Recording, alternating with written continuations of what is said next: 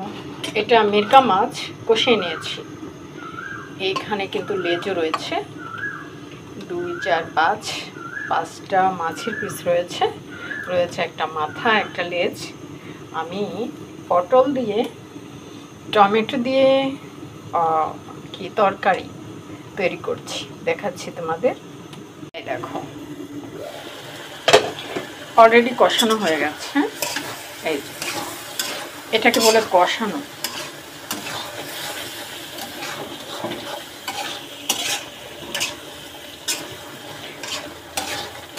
আর একটু কষানো হবে, তারপর কিন্তু আমি ঝোল দিয়ে দিব। আর একটু কষানো হোক।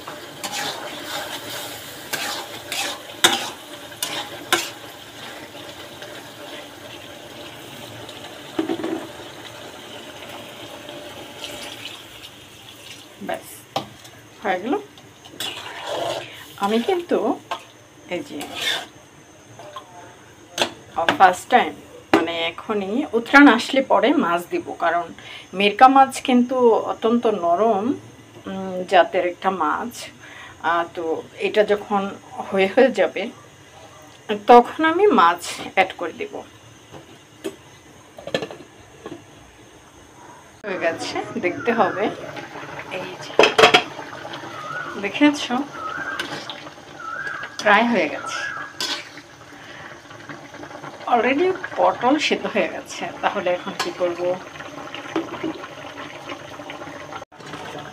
দিয়ে দিল বিসমিল্লাহ।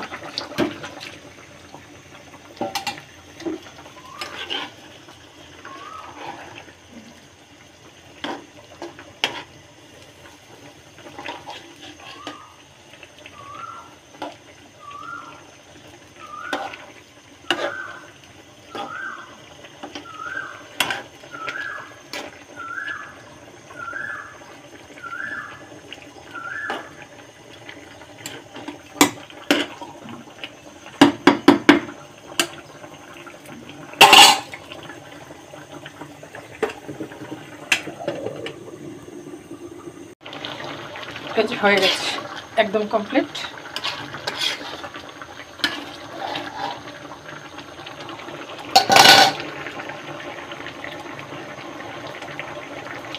এখানে টুকরো করে নিয়ে মানে পিস করেছি।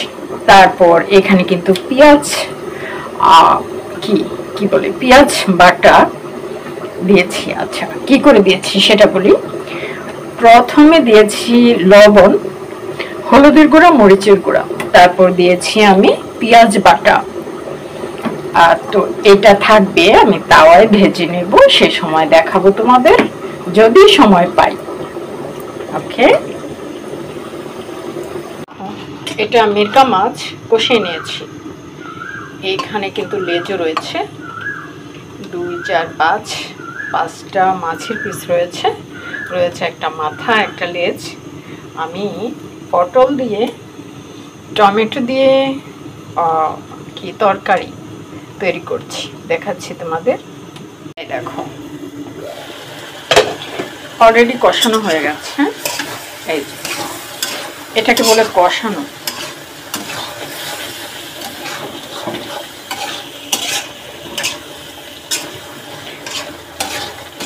আর একটু কষানো হবে, তারপর কিন্তু আমি ঝোল দিয়ে দিব। আর একটু কষানো হোক।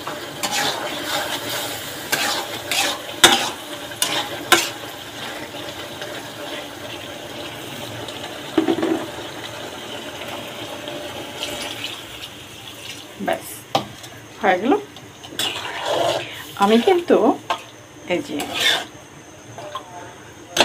ফার্স্ট টাইম, মানে এখনই উতরান আসলে পরে মাছ দিব, কারণ মিরকা মাছ কিন্তু অত্যন্ত নরম জাতের একটা মাছ। তো এটা যখন হয়ে যাবে তখন আমি মাছ অ্যাড করে দেব।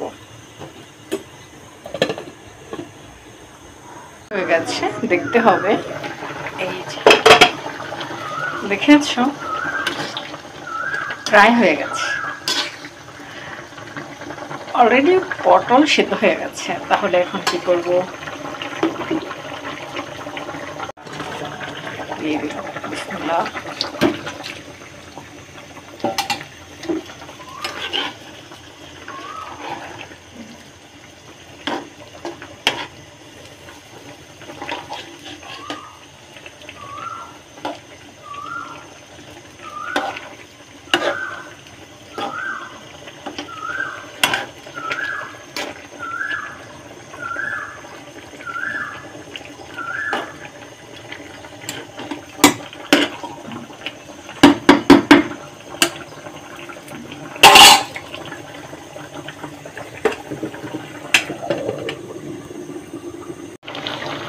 এই যে হয়ে গেছে, একদম কমপ্লিট।